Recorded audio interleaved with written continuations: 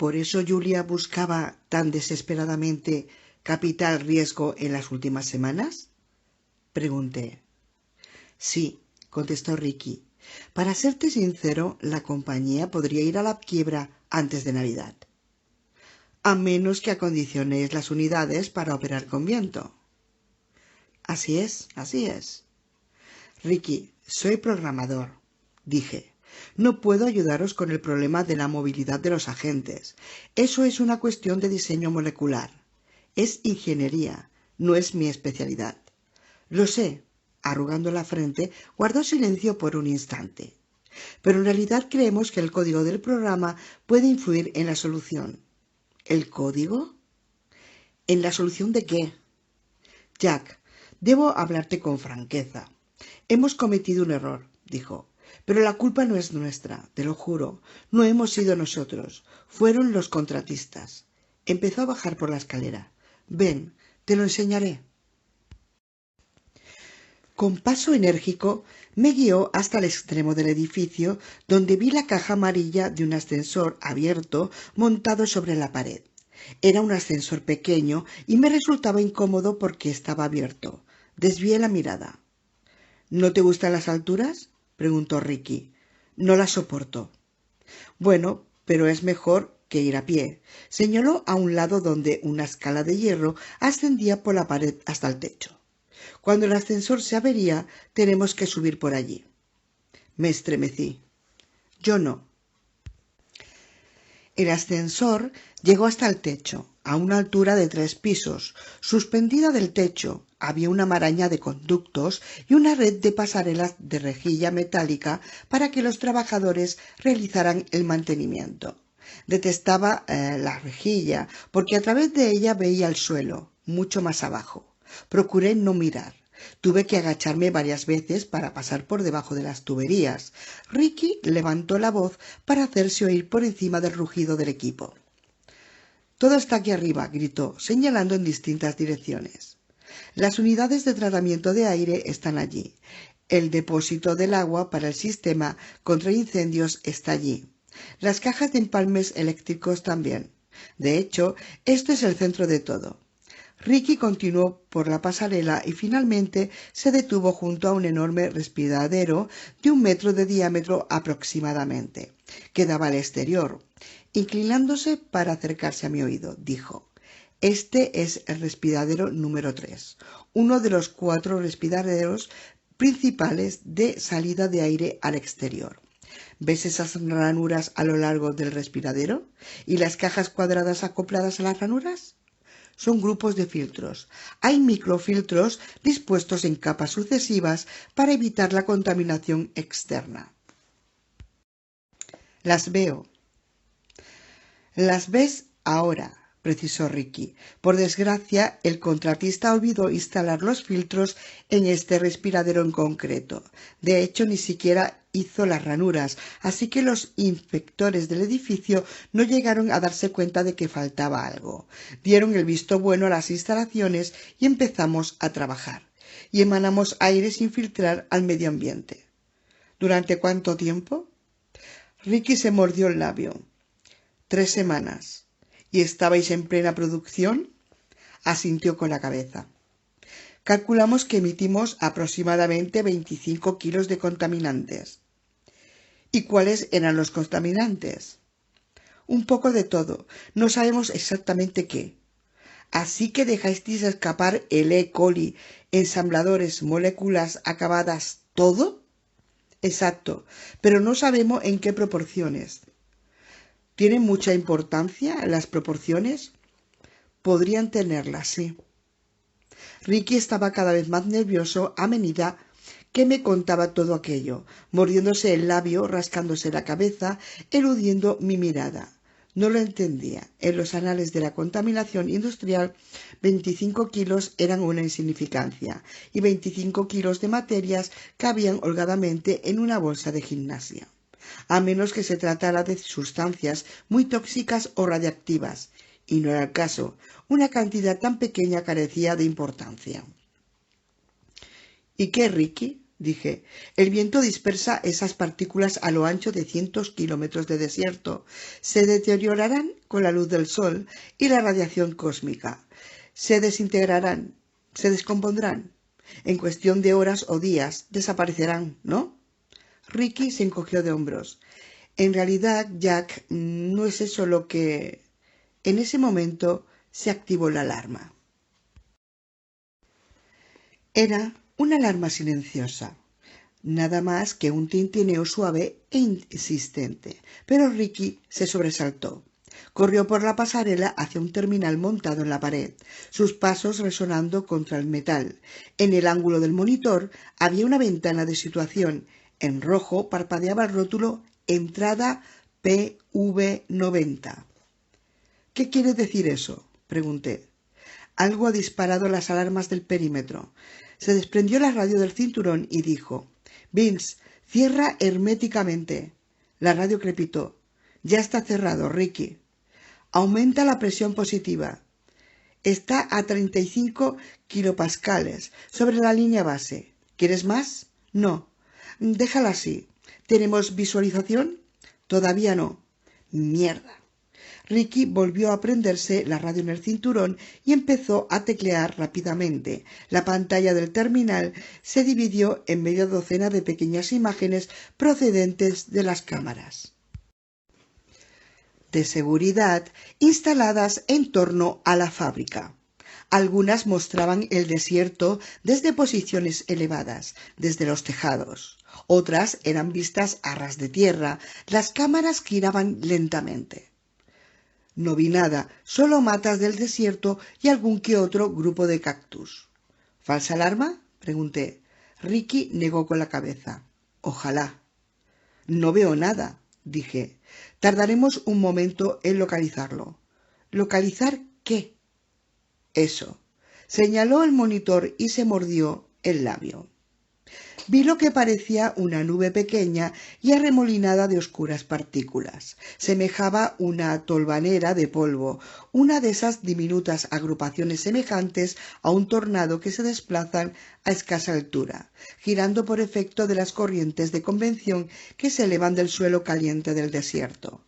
Salvo que esta nube era negra y poseía cierta definición.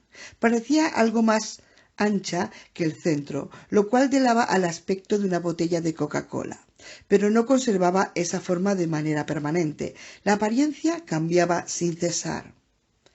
Ricky, dije, ¿qué estamos viendo? Esperaba que tú me lo dijeras. Parece un enjambre de agentes. ¿Es ese vuestro enjambre cámara? No, es otra cosa. ¿Cómo lo sabes? Porque no podemos controlarlo. No responde a nuestras señales de radio. ¿Lo habéis intentado? Sí. Llevamos casi 2 semanas intentando establecer contacto con eso, explicó. Genera un campo eléctrico que podemos medir, pero con el que por alguna razón no podemos interactuar. ¿Así que tenéis un enjambre fuera de control? Sí. ¿Actuando autónomamente? Sí. Y esto ocurre desde hace días, unos 10 días. ¿10 días? Fruncí el entrecejo. ¿Cómo es posible, Ricky? Ese enjambre es un conjunto de máquinas microrobóticas. ¿Por qué no se han deteriorado o se han quedado sin energía? ¿Y por qué exactamente no podéis controlarlas? Porque si tienen la capacidad de formar un enjambre, quiere decir que existe entre ellas alguna interacción eléctrica. Así que deberíais poder controlar el enjambre o como mínimo disgregarlo. Todo eso es cierto, admitió Ricky, solo que no podemos. Ya hemos probado todo lo que se nos ha ocurrido. Mantenía la mirada fija en la pantalla, observando con atención. Esa nube es independiente de nosotros. Punto. ¿Y me has traído aquí?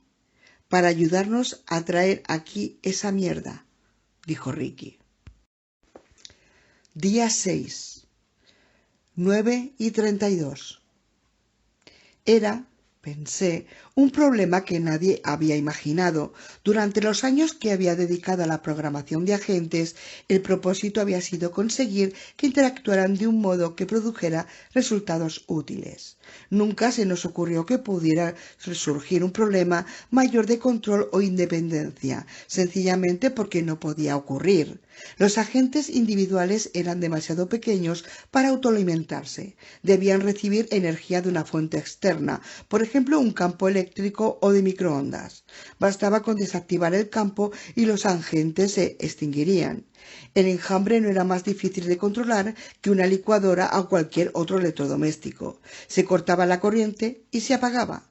Pero Ricky me decía que aquella nube llevaba días autoabasteciéndose y eso no tenía sentido. ¿De dónde saca la energía?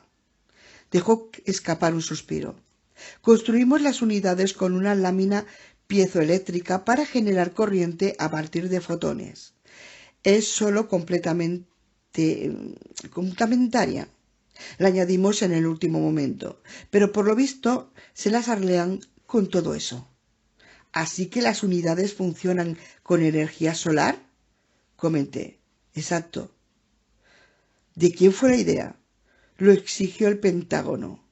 ¿Y tienen capacitancia? Sí, puede almacenar carga para 3 horas. De acuerdo, muy bien, dije, ya llegamos a alguna parte. Así que tienen energía suficiente para 3 horas. ¿Y qué pasa por la noche? De noche, suponemos, pierden la energía al cabo de 3 horas de oscuridad. ¿Y la nube se dispersa? Sí. ¿Y las unidades caen a tierra? Supuestamente sí.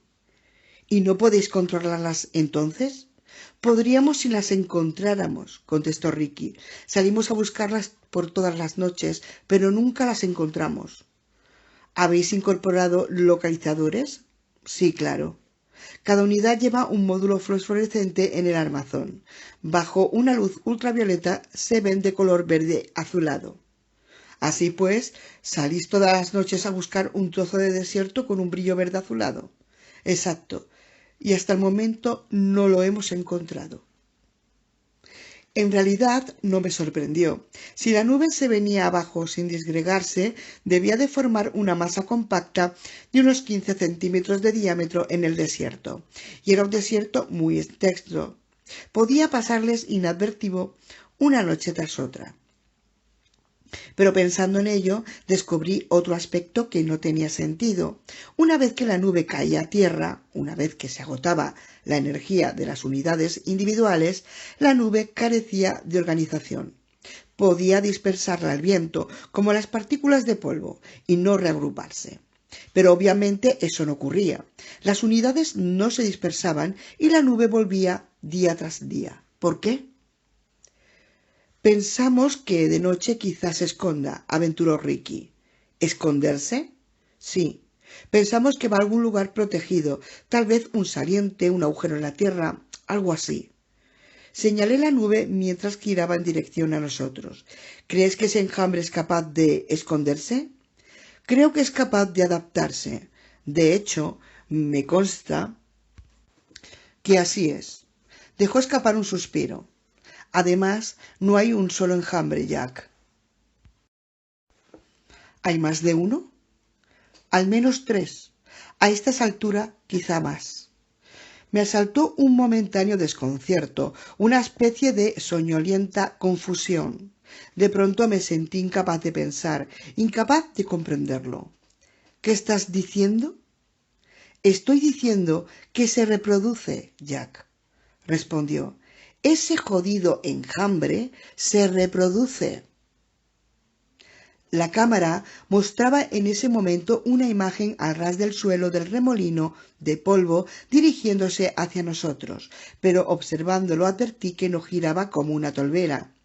Las partículas se deslizaban a una o a otro lado en una especie de movimiento sinuoso. Sin duda estaba enjambrando. Enjambrar era un término que describía el comportamiento de ciertos insectos sociales como las hormigas y las abejas que enjambran siempre que la colmena se trasladaba. Una nube de abejas vuela alternativamente en una y otra dirección, formando un río oscuro en el aire. El enjambre podía parar y adherirse a un árbol durante quizá una hora, quizá una noche entera, antes de reanudar su camino. Al final, las abejas establecían la colmena en una nueva ubicación y dejaban de enjambrar. En los últimos años, los programadores habían escrito programas tomando como modelo el comportamiento de los insectos. Los algoritmos de inteligencia en enjambre se habían convertido en una importante herramienta de programación. Para los programadores, un enjambre equivalía a una población de agentes que actuaban de manera conjunta para resolver un problema mediante inteligencia distribuida. El proceso de enjambrar pasó a ser una forma habitual de organizar agentes para trabajar en cooperación. Existían organizaciones profesionales y congresos dedicados por completo a los programas de inteligencia en enjambre. Recientemente era ya una especie de solución por defecto. Si uno no conseguía codificar algo más ingenioso, enjambraba a sus agentes. Pero mientras observaba noté que aquella nube no enjambraba de un modo corriente. Aparentemente el sinuoso vaivén solo formaba parte de su movimiento. Se apreciaba también una expansión y contracción rítmicas, una palpitación casi como si respirase. Y de manera intermitente la nube parecía hacerse menos densa y elevarse, para luego bajar otra vez y concentrarse. Estas alteraciones se producían continuamente, pero con un ritmo repetitivo, o más bien en una serie de ritmos superpuestos. «¡Mierda!», exclamó Ricky. «No veo los otros, y sé que no está solo». Volvió a pulsar el botón de la radio. «Vince, ¿ves algún otro?» «No, Ricky». «¿Dónde están los otros?» «Chicos, hablad».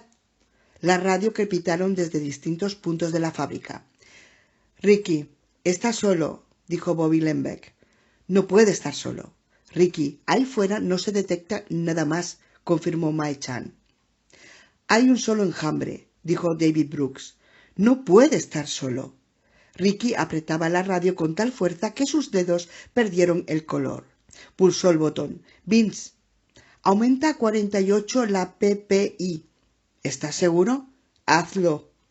«Bueno, de acuerdo, si realmente crees. Ahórrate los comentarios y hazlo». Ricky le había pedido que aumentara la presión positiva en el interior del edificio a 48 kilopascales. Todas las instalaciones donde se requerían un alto grado de asepsia mantenían cierta presión positiva para evitar la entrada de partículas de polvo. Estas eran arrastradas hacia afuera por el aire expulsado a causa de la diferencia de presiones interior y exterior. Pero para ello bastaba con 10 o 15 kilopascales. 48 kilopascales eran excesivos. No hacía falta tanta presión positiva para impedir el paso de partículas pasivas. Pero naturalmente aquellas no eran partículas pasivas. Observando la nube arremolinarse y ondular mientras se aproximaba, vi que de vez en cuando el sol se reflejaba en algunos puntos de modo que adquiría un color plateado iridiscente. Al cabo de un momento el color se desvanecía y el enjambre volvía a ser negro. Debía de ser el reflejo de la luz en las láminas piezoeléctricas. En todo caso, demostraba que las microunidades por separado tenían una gran movilidad, puesto que nunca se volvía plateada toda la nube al mismo tiempo, sino solo porciones o franjas. ¿No decías que el Pentágono os había retirado el proyecto porque no podíais controlar este enjambre con viento? Así es, no podíamos. Pero en los últimos días debe de haber soplado el viento con fuerza en algún momento. Claro, normalmente el viento se levanta al atardecer. Ayer alcanzó los 10 nudos. ¿Por qué no se disgregó el enjambre? Porque ha aprendido a protegerse, contestó Ricky sobriamente. Se ha adaptado al viento. ¿Cómo? Obsérvalo con atención y probablemente lo verás. A cada racha de viento el enjambre desciende, flota cerca del suelo. Cuando el viento amaina, vuelve a elevarse. ¿Es comportamiento emergente? Sí, nadie lo programó. Se mordió el labio. ¿Mentía otra vez? ¿Estás diciéndome, pues, que ha aprendido? Sí, sí. ¿Cómo aprende? Los agentes no tienen memoria. Bueno, es largo de contar, dijo Ricky. ¿Tienen memoria? Sí, tienen memoria. Limitada. La incorporamos. Ricky apretó el botón de la radio. ¿Se oye algo? El aparato volvió a crepitar y se oyeron las respuestas. Todavía no. Nada. ¿Ningún ruido? Aún no. ¿Hace ruido? Pregunté a Ricky. No estamos seguros. A veces da esa impresión. Hemos intentado grabarlo. Tecleó en el terminal, variando rápidamente las imágenes del monitor, agrandándolas una tras otra. Movió la cabeza en un gesto de negación. Esto no me gusta. Este enjambre no puede estar solo. Quiero saber dónde están los otros. ¿Cómo sabes que hay otros? Porque siempre los hay. Tenso siguió mordisqueándose el labio con la vista fija en el monitor. Me pregunto qué se propondrá ahora. No tuvimos que esperar mucho. En cuestión de segundos el enjambre negro se había acercado a unos metros del edificio. De pronto se dividió en dos y luego volvió a dividirse. Ya había 3 enjambres, girando uno al lado del otro. «Hijo de puta», dijo Ricky. «Escondía en su interior a los otros». Volvió a apretar el botón. «Chicos, ahí tenemos a los 3, y están cerca». De hecho, se hallaban tan cerca que no era posible verlos a través de la cámara a ras del suelo. Ricky cambió la vista de las cámaras superiores. Vi 3 nubes negras, todas desplazándose lateralmente junto al edificio. El comportamiento parecía tener un claro objetivo. «¿Qué intentan hacer?», pregunté. «Entrar», contestó Ricky. «¿Por qué?». «Tendrás que preguntárselo a ellos. Pero ayer uno...». De un grupo de cactus cercano al edificio salió de repente un tapetí y se echó a correr por el desierto. Inmediatamente los 3 enjambres giraron y fueron en su persecución. Ricky cambió la imagen del monitor. De nuevo teníamos una vista a ras del suelo. Las 3 nubes convergían en el aterrorizado tapetí, que corría rápidamente, un borrón blancuzco en la pantalla. Las nubes lo seguían a sorprendente velocidad. El comportamiento era evidente. Estaban cazando. Sentí por un instante un orgullo irracional. Presa funcionaba perfectamente. Aquellos enjambres bien podrían haber sido leonas tras una gacela. Tan resuelto era su comportamiento. Los enjambres giraron bruscamente y luego se separaron, cortando la huida al tapetí a izquierda y derecha. Sin duda, el comportamiento de las 3 nubes parecía ordenado. En ese momento estaban cercando a la presa. Y súbitamente uno de los enjambres se abatió y envolvió al tapetí. Los otros 2 se precipitaron sobre el animal segundos después. La nube de partículas resultantes era tan densa que ya apenas podía verse al tapetí. Aparentemente habían rodado y estaba cara arriba, porque vi las patas traseras sacudiéndose espasmódicamente en el aire, por encima de la propia nube. «Están matándolo», comenté. «Sí», dijo Ricky, asintiendo con la cabeza. «Exacto». «Pensaba que era un enjambre cámara». «Sí, bueno». «¿Cómo lo matan?» «No lo sabemos, Jack, pero es una muerte rápida». Arrugué la frente.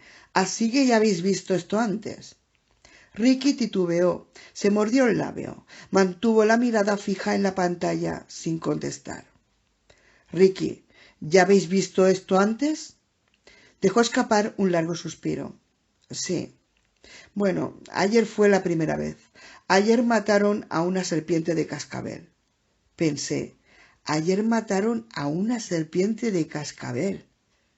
«Por Dios, Ricky», exclamé, Recordé la conversación de los hombres del helicóptero sobre los animales muertos. Me pregunté si Ricky me contaba todo lo que sabía. Sí. El tapete ya no pataleaba, la única pata visible temblaba con ligeras convulsiones hasta que por fin quedó inmóvil. La nube se arremolinó a baja altura en torno al animal, elevándose y descendiendo ligeramente. Esto se prolongó durante casi un minuto. ¿Qué hacen ahora?, dije.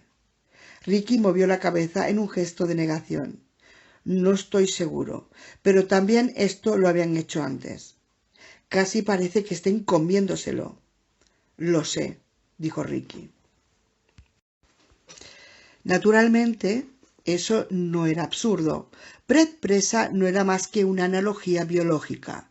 Mientras observaba aquella nube palpitante, se me ocurrió que ese comportamiento podía representar un bloqueo del programa.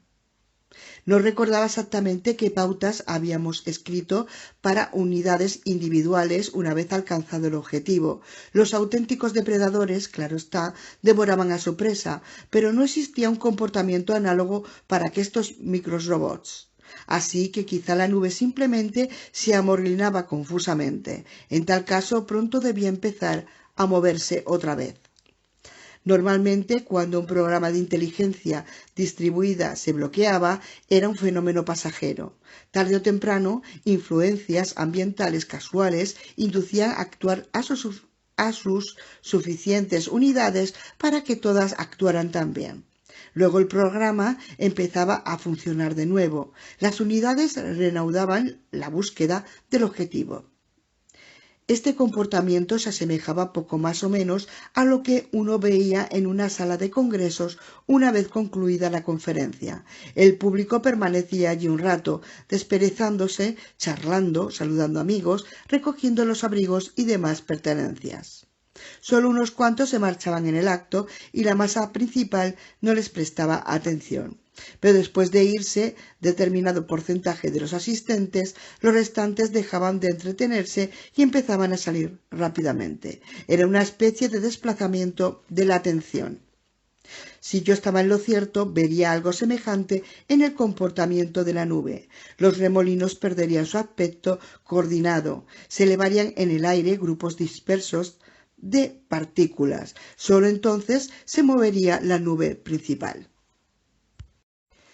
Eché un vistazo al reloj del ángulo del monitor. ¿Cuánto tiempo lleva así? Unos 2 minutos. Eso no era demasiado tiempo para un bloqueo, pensé. Cuando escribíamos presa, utilizamos en cierto punto el ordenador para simular un comportamiento coordinado de agentes. Después de un bloqueo siempre reiniciábamos, pero al final decidimos esperar para ver si el programa realmente se había bloqueado de manera permanente. Descubrimos que el programa podía bloquearse hasta 12 horas seguidas antes de reactivarse y volver a la vida. De hecho, ese comportamiento interesaba a los neurocientíficos porque ya se ponen en marcha, dijo Ricky. Y así era. Los enjambres empezaban a elevarse apartándose del tapete muerto. De inmediato vi que mi teoría era errónea. No había grupos dispersos de partículas. Las 3 nubes ascendieron juntas, de manera homogénea. El comportamiento parecía totalmente controlado y en absoluto fortuito. Las nubes giraron por separado durante unos momentos y luego se fundieron en una sola. El sol se reflejó con destellos plateados. El tapetí yacía inmóvil sobre el costado. Y a continuación el enjambre se alejó velozmente y se adentró en el desierto. Dirigiéndose hacia el horizonte, se volvió cada vez más pequeño. Al cabo de unos instantes había desaparecido. Ricky me observaba. ¿Tú qué opinas? Tenéis un nanoenjambre robótico en fuga, que algún idiota ha dotado de autoabastecimiento de energía y autonomía. ¿Crees que podemos recuperarlo? No, contesté. Por lo que he visto, no existe la menor posibilidad. Ricky suspiró y sacudió la cabeza desesperado. Pero sin duda podéis deshaceros de él, añadí. Podéis matarlo. ¿Podemos? Por supuesto. ¿De verdad? Se le iluminó el rostro. Por supuesto, y así lo pensaba. Estaba convencido de que Ricky exageraba el problema. No lo había pensado a fondo, no había hecho todo lo posible. Tenía la certeza de que podía destruir un poco de tiempo al enjambre fugitivo. Esperaba dar por zanjado el asunto al amanecer del día siguiente, como mucho. Tan escasa era la comprensión que tenía de mi adversario. Día 6, 10 y 11. Pensando en retrospectiva, tenía razón respecto a una cosa. Era de vital importancia saber cómo había muerto el tapetí. Naturalmente conocía ya la razón. Sabía también por qué había sido atacado el tapetí. Pero este primer día en el laboratorio no tenía la menor idea de qué había ocurrido, y no habría podido adivinar la verdad. Ninguno de nosotros podría, en aquel punto. Ni siquiera Ricky, ni siquiera Julia. Hacía 10 minutos que los enjambres se habían ido y estábamos todos de pie en el cuarto de almacenamiento. Todo el grupo se había reunido allí, tenso y ansioso. Me observaron mientras me prendía un radiotransmisor en el cinturón y me colocaba unos auriculares en la cabeza. Los auriculares iban acoplados a una gafa de sol con una videocámara montada junto al ojo izquierdo. Tardamos un rato en conseguir que el videotransmisor funcionara correctamente. ¿En serio vas a salir?, preguntó Ricky. Sí, contesté. Quiero saber qué le ha pasado a ese tapetí. Me moví hacia los otros. ¿Quién viene conmigo? Nadie se movió. Bobby Lembeck, con las manos en los bolsillos, fijó la mirada en el suelo. David Brooks parpadeó rápidamente y desvió la vista. Ricky se examinaba las uñas. Miré a Rosie Castro a los ojos. Negó con la cabeza. Ni por asomo, Jack. ¿Por qué no, Rosie? Tú mismo lo has visto. Están cazando. ¿Ah, sí? Desde luego, eso es lo que parece. Rosie, ¿no es esto lo que aprendiste conmigo?, dije. ¿Cómo pueden cazar los enjambres? Todos los hemos visto, echó el mentón al frente en actitud obstinada. Los 3 enjambres, cazando, coordinados. Pero, ¿cómo?, insistí. Aparentemente confusa, frunció el entrecejo. ¿Qué estás preguntándome? No hay ningún misterio. Los agentes se comunican. Cada uno de ellos puede generar una señal eléctrica. Exacto, dije. ¿Una señal de qué intensidad? Bueno, se encogió de hombros. ¿De qué intensidad, Rosie? No puede ser mucha. El agente tiene solo una centésima parte del grosor de un cabello humano. No puede regenerar una señal muy intensa, ¿verdad? No. Y la radiación electromagnética disminuye en proporción al cuadrado de radio, ¿no? Todos los estudiantes aprendían en principio en las clases de física de secundaria. A medida que aumentaba la distancia respecto a la fuente electromagnética, se desvanecía la fuerza cada vez más deprisa. Y eso implicaba que los agentes individuales solo podían comunicarse con sus vecinos inmediatos, con agentes muy próximos a ellos. No con otros enjambres a 20 o 30 metros de distancia. Rosie arrugó aún más la frente. Ahora todos cruzaban inquietudes miradas con expresión ceñuda. David Brooks carraspeó. ¿Y entonces, Jack, qué hemos visto? Una ilusión, respondí con firmeza. Habéis visto 3 enjambres actuando de manera independiente y os ha parecido que estaban coordinados. Pero no es así. Y estoy casi seguro de que muchas otras cosas que creéis acerca de estos enjambres tampoco son verdad. Había muchos aspectos que no comprendía acerca de los enjambres y cosas a las que no daba crédito. No creía, por ejemplo, que los enjambres se reprodujeran. Pensaba que Ricky y los demás debían de estar muy nerviosos para concebir algo así. Al fin y al cabo, los 25 kilos de emanaciones que se habían liberado en el medio ambiente podían corresponderse fácilmente con los 3 enjambres que habíamos visto y otras varias docenas más. Según mis cálculos, cada enjambre se componía aproximadamente de 1,5 kilos de nanopartículas. Ese era poco más o menos el peso de un enjambre de abejas grandes. En cuanto al hecho de que estos enjambres actuaran con un objetivo, no era en absoluto preocupante. Era el resultado previsto de la programación a bajo nivel, y no creía que los enjambres estuvieran coordinados. Sencillamente no era posible, porque los campos eran demasiado débiles. Tampoco creía que los enjambres tuvieran la capacidad de adaptación que Ricky les atribuía. Había visto demasiadas demostraciones de robots realizando una tarea, como por ejemplo colaborar para empujar una caja por una habitación, que los observadores tomaban por comportamiento inteligente, cuando de hecho los robots eran estúpidos. Estaban programados mínimamente y cooperaban por casualidad. Gran parte del comportamiento parecía más inteligente de lo que era. Como Charlie Davenport decía, Ricky debía dar gracias a Dios por eso. Y por último, no creía que los enjambres fueran peligrosos. No pensaba que una nube de nanopartículas de 1,5 kg pudiera representar una gran amenaza para nada, ni siquiera para un tapetí. No tenía ni mucho menos la certeza de lo que hubieran matado. Me parecía recordar que los tapetíes eran criaturas nerviosas, propensas a morir de miedo. O quizá las partículas habían penetrado en la nariz y la boca, obstruyendo los conductos respiratorios y asfixiando al animal. De ser así, la muerte era accidental, no intencionada. Le veía más sentido a la posibilidad de una muerte accidental. En resumen, opinaba que Ricky y los demás habían malinterpretado lo que veían. Se habían asustado. Por otra parte, debí admitir que me inquietaban varias preguntas y sin respuestas. La primera y más evidente era por qué el enjambre había escapado a su control. El enjambre cámara original estaba diseñado para controlarse mediante un transmisor de radiofrecuencia dirigido hacia él. Ahora, en apariencia, el enjambre no atendía las órdenes transmitidas por radio y no entendía por qué. Sospechaba que se trataba de un error de fabricación. Probablemente las partículas se habían creado de manera incorrecta. En segundo lugar, estaba la duda de la longevidad del enjambre.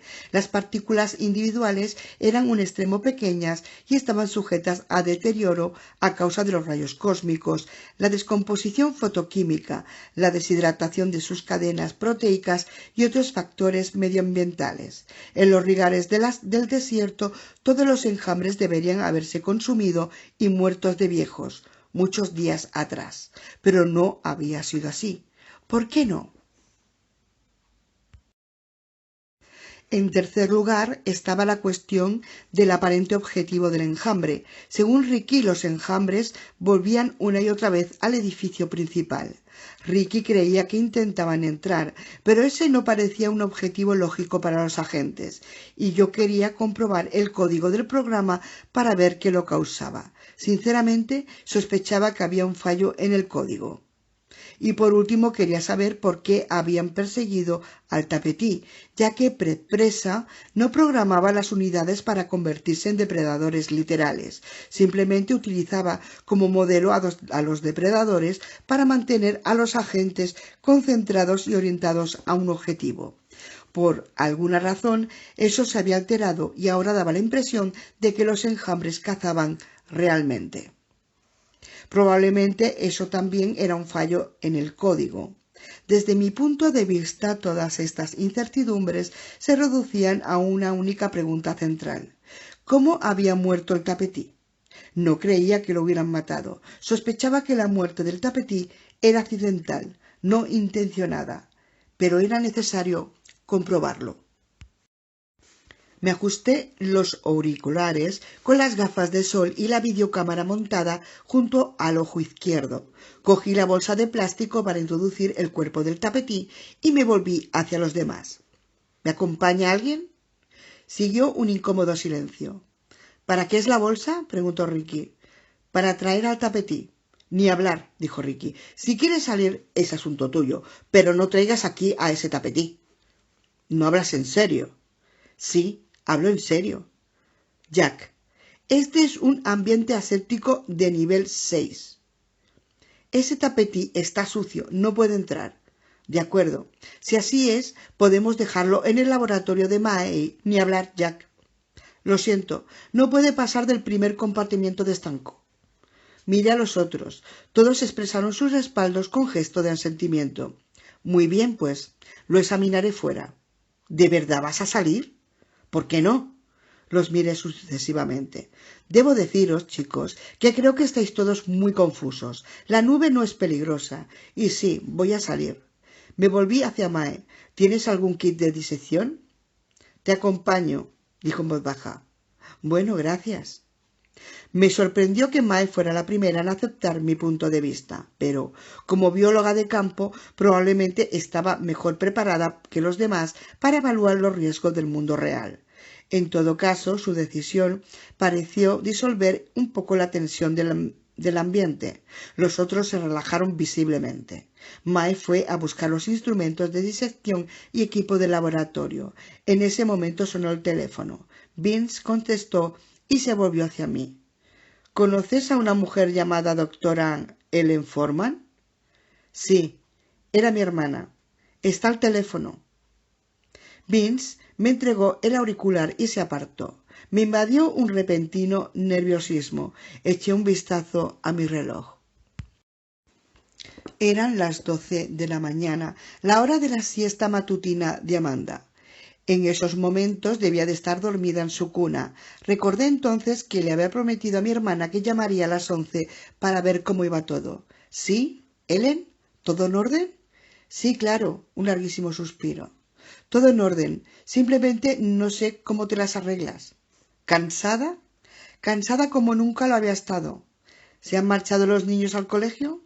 Otro suspiro. Sí, en el coche Eric le ha pegado a Nicole en la espalda y ella le ha dado un puñetazo en la oreja. Cuando empiezan con eso, Ellen, tienes que obligarlos a cortar. Eso estoy viendo, contestó con hastío. ¿Y la pequeña? ¿Cómo está del sarpullido? Mejor. Estoy poniéndole la pomada. ¿Y qué tal sus movimientos? Perfectamente. Tiene mucha coordinación para su edad. ¿Hay algún problema del que debería estar enterada? No, contesté. Volví la espalda al grupo y bajé la voz. Me refería a si hace bien caca. Detrás de mí oí a reírse a Charles Davenport. En abundancia, contestó Ellen. Ahora está dormida. La he llevado un rato al parque. Estaba rendida. Todo va bien en casa, excepto que el piloto del calentador se ha apagado. Pero ya viene el técnico a arreglarlo. Bien. Oye, Ellen, ahora estoy ocupado. Jack, Julie ha telefoneado desde el hospital hace unos minutos. Te buscaba. Ajá. Cuando le he dicho que estabas en Nevada, se ha alterado mucho. ¿Ah, sí? Ha dicho que tú no lo entendías y que ibas a empeorar las cosas. Algo así. Me parece que vale más que la llames. La he notado muy nerviosa. De acuerdo, la llamaré. ¿Qué tal van las cosas por ahí? ¿Volverás esta noche? Esta noche no, contesté. Mañana por la mañana en algún momento. Ellen, ahora tengo que irme. Si puedes, llama a los niños a la hora de la cena. Les gustará saber de ti. La tía Ellen está bien, pero no es su papá. Ya sabes a qué me refiero. Muy bien. ¿Cenaréis a las 6? Más o menos. Le dije que intentaría telefonear y colgué. Mae y yo estábamos ante la doble pared de cristal del compartimiento estanco exterior, a la entrada del edificio. Al otro lado del cristal veía la puerta contra incendios de acero macizo que daba al exterior.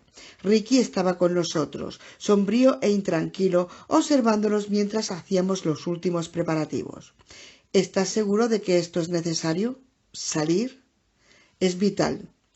¿Por qué no esperáis tú y Mae hasta la noche y salís entonces? Porque el tapetí ya no estará, contesté. Por la noche habrán venido los coyotes o los halcones y se habrán llevado el cuerpo.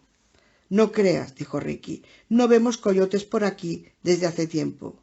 ¡Demonios!, exclamé con impaciencia, conectando los auriculares. En el rato que llevamos aquí hablando podríamos haber salido y vuelto a entrar. Hasta luego, Ricky. Crucé la puerta de cristal y me detuve en el interior del compartimiento estanco. La puerta se cerró con un silbido a mis espaldas. Oí el breve zumbido ya familiar de las unidades de aire y luego se abrió el otro panel de cristal. Me dirigí hacia la puerta de acero. Al volverme, vi a May entrar en el compartimiento estanco.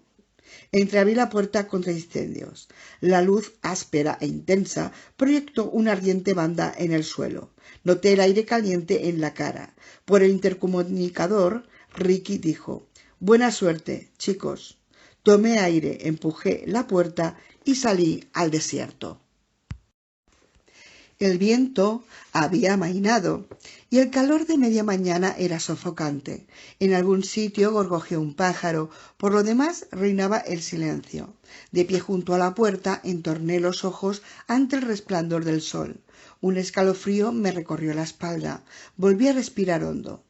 Tenía la convicción de que los enjambres no eran peligrosos. Sin embargo, una vez fuera, mis interferencias teóricas parecieron perder fuerza.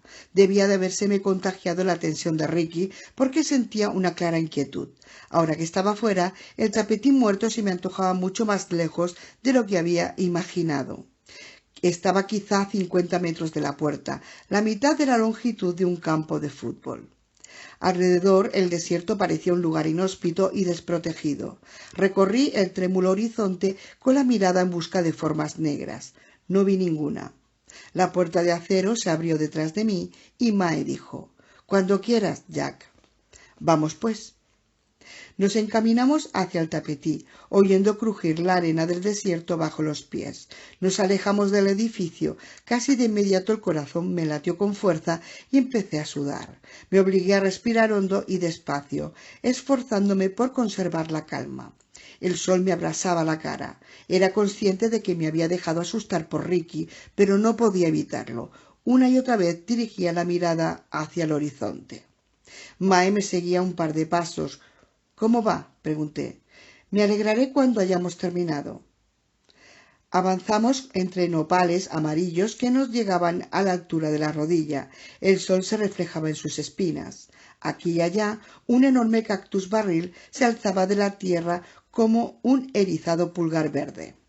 Unos cuantos pájaros pequeños y silenciosos brincaban por el suelo, bajo los nopales. Cuando nos acercamos, levantaron el vuelo, manchas en movimiento contra el cielo azul. Volvieron a posarse a unos 100 metros. Por fin llegamos junto al tapetí, rodeado por una nube negra y zumbante. Sobresaltado, vacilé. «Solo son moscas», aseguró Mae. Indiferente a las moscas, se adelantó y se agachó al lado del animal muerto. Se puso un par de guantes de goma y me entregó a mi otro par. Extendió una lámina de plástico en la tierra y la aseguró con una piedra en cada esquina. Cogió el tapetí y lo colocó en el centro del plástico. Corrió la cremallera de un pequeño kit de disección y lo abrió. Vi brillar bajo el sol los instrumentos aéreos: forceps, escalpelo, varias clases de tijeras. Dispuso también una jeringuilla y varios tubos de ensayo con tapones de goma en fila. Sus movimientos eran rápidos y expertos. Ya había hecho eso antes. Me agaché junto a ella. El cuerpo del animal no despedía olor alguno.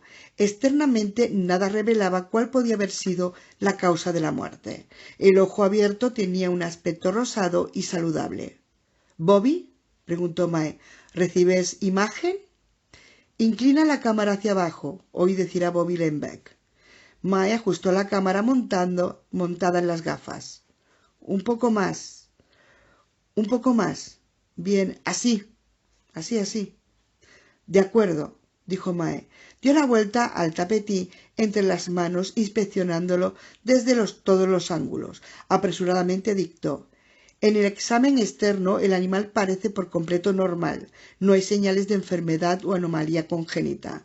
Tiene el pelo espeso y saludable en apariencia. Los conductos nasales están parcial o totalmente obstruidos. Noto un poco de materia fecal excretada en el ano, pero supongo que es el resultado de una evacuación normal en el momento de su muerte». Colocó al animal cara arriba en el plástico y separó las patas delanteras con las manos. «Necesito tu ayuda, Jack». Quería que sujetara las patas. El cuerpo aún estaba caliente y no había empezado a endurecerse. Cogió el escalpelo y cortó rápidamente el vientre expuesto. Se abrió una hendidura roja entre el pelo y fluyó la sangre. Vi los huesos de la caja torácica y partes de intestino rosado. Mae hablaba continuamente mientras sajaba, fijándose en el color y la textura de los tejidos. «Sujeta aquí», me dijo, y bajé la mano para mantener a un lado el resbaladizo intestino. De un solo tajo de escalpelo seccionó el estómago. Salió un líquido verde y denso y cierta pulpa que parecía fibra a medio digerir. La pared interior del estómago parecía áspera, pero Mae dijo que era normal. Recorrió la pared del estómago expertamente con la yema del dedo y de pronto se detuvo. Mira aquí», dijo. «¿Qué?» «Aquí», señaló con el dedo. En varios puntos del estómago presentaba un color rojizo y sangraba un poco, como si estuviera en carne viva. Vi manchas negras en medio de la sangre. Mike explicó: «Esto no es normal, es patología».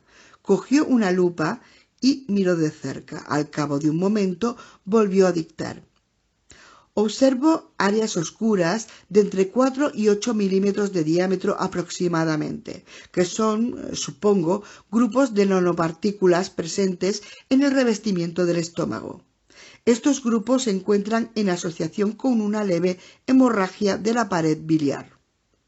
«¿Hay nanopartículas en el estómago?», pregunté. «¿Cómo han llegado allí? ¿Se las ha comido el tapetí? ¿Las ha tragado involuntariamente?». «Lo dudo. Supongo que han entrado activamente». Fruncí el entrecejo. «¿Quieres decir que han descendido por el esófago?» «Sí, al menos eso creo». «¿Pero por qué iban a hacer una cosa así?» «No lo sé». En ningún momento interrumpía su rápida disección. Cogió unas tijeras y cortó hacia arriba por el esternón. Luego se separó ambas mitades de la caja torácica con los dedos. «Sujeta aquí». Desplacé la mano libre para mantener separadas las costillas como ella había indicado. Los huesos tenían los bordes afilados, con la otra mano sujetaba las patas traseras.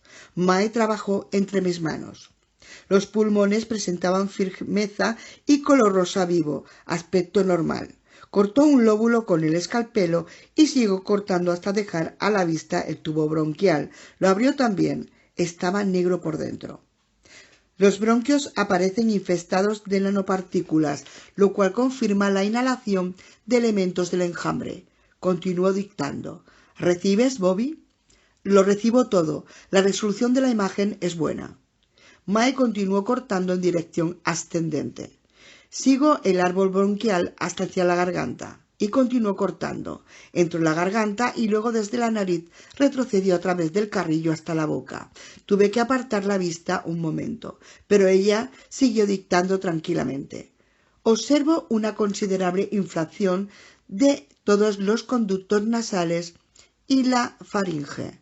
Esto indica una obstrucción parcial o total de las vías respiratorias, lo cual a su vez puede ser causa de la muerte». Volví a mirar. «¿Cómo?». La cabeza del tapetí ya era apenas reconocible. Había desprendido la mandíbula y examinaba la garganta. «Echa un vistazo tú mismo», dijo. «Una densa masa de partículas parece tapar la faringe y da la impresión de que se ha producido una relación o reacción alérgica o...». Ricky la interrumpió. ¿Vais a quedaros ahí fuera mucho tiempo?» «Tanto como sea necesario», contesté. Me volví hacia Mae. «¿Qué clase de reacción alérgica?». «Fíjate en los tejidos de esta zona, lo hinchados que están, y fíjate en la coloración gris que indica...». «¿Sois conscientes de que lleváis ahí fuera 4 minutos?», preguntó Ricky. «Estamos aquí porque no podemos entrar el tapetí en el edificio», contesté. «Exacto, no podéis». Mae movió la cabeza en un gesto de negación al escucharlo. «Ricky, no nos ayudas». «No muevas la cabeza, Mae», dijo Bobby. «Desplazas la cámara». «Lo siento». Pero la vi levantar la cabeza como si mirara al horizonte y al hacerlo destapó un tubo de ensayo e introdujo una porción de revestimiento del estómago. Se lo guardó en el bolsillo. Luego volvió a bajar la vista. A través del vidrio nadie vio lo que había hecho. «Muy bien», dijo. Ahora tomaremos muestras de sangre. Es lo único que vais a traer aquí dentro, dijo Ricky. Sí, Ricky, ya lo sabemos. Mae cogió la jeringuilla, clavó la aguja en una arteria, extrajo una muestra de sangre, la vertió en un tubo de plástico, desprendió la aguja con una sola mano y colocó otra, y extrajo una segunda muestra de una vena. En ningún momento aminoró el ritmo de trabajo. Tengo la sensación de que ya has hecho esto antes, comenté. Esto no es nada. En Sichuan siempre trabajamos en medio de inmensas ventiscas. No veíamos lo que hacíamos, se nos helaban las manos, los animales estaban congelados, era imposible clavar una aguja. Dejó aparte los tubos de sangre. Ahora solo falta tomar unos cultivos y habremos acabado. Abrió su maletín y miró dentro. Vaya, mala suerte. ¿Qué pasa?, pregunté. Las toruntas para cultivo no están aquí. Pero, ¿los tenías ahí? Sí, estoy segura. Ricky, ¿ves las toruntas por algún sitio?, pregunté. Sí, están aquí, junto al compartimento estanco. ¿Podrías traérnoslas? Sí, claro, soltó una carcajada. No voy a salir ahí en pleno día por nada del mundo. Si las queréis, venid a buscarlas. ¿Quieres ir?, preguntó Mae. No, contesté. Estaba sujetando al animal. Tenía las manos en posición. Ve tú, yo esperaré aquí. De acuerdo, se puso en pie. Procura espantar las moscas. No nos interesa que haya más contaminación de la necesaria. Enseguida vuelvo. Trotando se alejó hacia la puerta. Oí desvanecerse sus pisadas y luego el golpe de la puerta metálica al cerrarse. Después, silencio. Atraídas por el cuerpo abierto del animal, las moscas regresaron en tropel. Zumbando en torno de mi cabeza, intentaban posarse en las entrañas. Solté las patas traseras del tapetí y ahuyenté las moscas con una mano. Ocupado con las moscas, no pensé en la circunstancia de que me hallaba solo allá afuera. Seguí lanzando miradas a lo lejos, pero no veía nada. Continué apartando las moscas y de vez en cuando rozaba con la mano el pelo del tapetí. Y fue entonces cuando advertí que, bajo el pelo, la piel tenía un color rojo intenso. Rojo intenso, exactamente igual que una quemadura solar. Sentí un escalofrío solo de verlo. Hablé por el micrófono del auricular. ¿Bobby? Ruido de estática. Sí, Jack. ¿Ves el tapetí? Sí, Jack. ¿Ves la rojez de la piel? ¿Estás registrándolo? Ah, espera un momento. Oí un leve susurro junto a la sien. Bobby controlaba a distancia la cámara, acercando la imagen con el zoom. El susurro se detuvo. ¿Ves esto?, pregunté. ¿A través de mi cámara? No hubo respuesta. ¿Bobby? Oí murmullos, cuchicheos. O quizá era estática. Bobby, ¿estás ahí? Silencio. Oí una respiración. Jack, era la voz de David Brooks. Vale más que entres. Mae aún no ha vuelto. ¿Dónde está? Mae está dentro. He de esperarla. ¿Va a tomar los cultivos? No, entra ya, Jack. Solté el tapetí y me puse en pie. Miré alrededor. Observé el horizonte. No veo nada. Están al otro lado del edificio, Jack. Mantenía la voz serena, pero me corrió un escalofrío. ¿Están? Entra ya, Jack.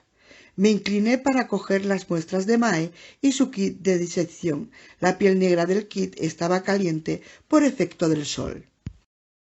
Jack, solo un momento. Jack, déjate de gilipolleces. Me dirigí hacia la puerta de acero. La arena del desierto crujió bajo mis pies. No veía nada en absoluto. Pero oí algo. Un peculiar sonido, grave y palpitante. Al principio creí que se trataba de una máquina, pero aumentaba y disminuía como un latido. Otros latidos se superponían junto a una especie de silbido, creando un sonido extraño, irreal, distinto a cualquier otra cosa que hubiera oído. Cuando recuerdo aquellos momentos, creo que fue ese sonido, más que nada, lo que me asustó. Apreté el paso. ¿Dónde están?, pregunté, acercándose. ¿Dónde? ¿Jack? Vale más que corras. ¿Cómo? ¡Corre! Aún no veía nada, pero el sonido cobraba intensidad. Empecé a trotar. La frecuencia del sonido era tan baja que lo percibía como una vibración en el cuerpo, pero también lo oía. Una palpitación irregular y sorda. ¡Corre, Jack! Mierda, pensé, y me eché a correr. Arremolinado y en medio de destellos plateados, el primer enjambre apareció por la esquina del edificio. La sibilante vibración procedía de la nube, deslizándose junto a la fachada lateral del edificio. Avanzaba hacia mí. Llegaría a la puerta mucho antes que yo. Al volver la vista vi un segundo enjambre aparecer desde el extremo opuesto del edificio. También éste avanzaba hacia mí. El auricular crepitó. Oí decir a David Brooks: «Jack, no lo conseguirás». «Ya lo veo», contesté. El primer enjambre había llegado ya a la puerta y se había quedado allí inmóvil, cortándome el paso. Me detuve sin saber qué hacer. Vi un palo en el suelo frente a mí, uno grande, de más de 1 metro de largo. Lo cogí y lo blandí. El enjambre palpitó, pero no se apartó de la puerta. El segundo enjambre seguía avanzando en dirección a mí. Era el momento de iniciar una maniobra de distracción. Conocía bien el código de presa. Sabía que los enjambres estaban programados para perseguir blancos en movimiento si parecían huir de ellos. ¿Qué serviría como blanco? Levanté el brazo y lancé el kit de disección negro por el aire a gran altura, hacia el segundo enjambre. El kit cayó de lado y rodó por la tierra brevemente. De inmediato el segundo enjambre fue tras él. En el mismo instante el primer enjambre se apartó de la puerta, también en persecución del kit. Era igual que un perro detrás de una pelota. Sentí un momento de euforia al verlo moverse. Después de todo, no era más que un enjambre programado. Pensé: esto es un juego de niños. Corrí hacia la puerta. Eso fue un error. Aparentemente mis apresurados movimientos captaron la atención del enjambre, que de inmediato se detuvo y retrocedió hacia la puerta para cortarme de nuevo el paso. Allí se quedó, palpitantes franjas plateadas como la hoja de un cuchillo brillando bajo el sol, cortándome el paso. Tardé un momento en tomar conciencia del significado de aquello.